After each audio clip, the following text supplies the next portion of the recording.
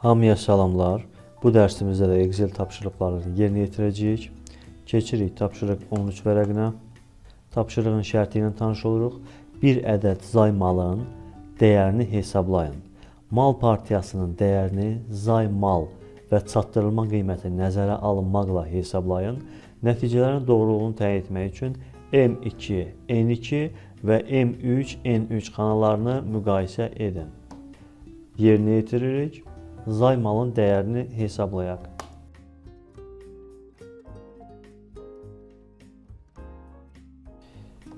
Mal partiyasının qiymətini hesablayaq.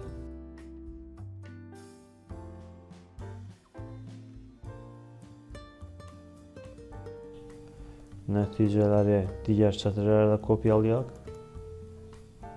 İndi isə zay malın ümumi dəyərini hesablayaq. M2 xanasında bunun üçün formul daxil edəcəyik. Formul, hafta summa, diapazonu daxil edirik.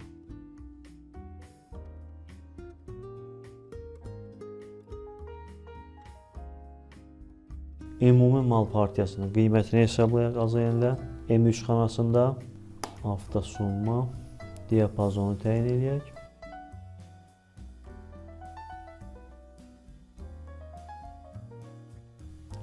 M2 və N3 xanasındakı nəticələri N2 və N3 xanaları ilə müqayisə edib nəticələrin doğru olduğunu təyin edirik. Videonu like'lamağı, kanala abunə olmağı unutmayın. Sağ olun.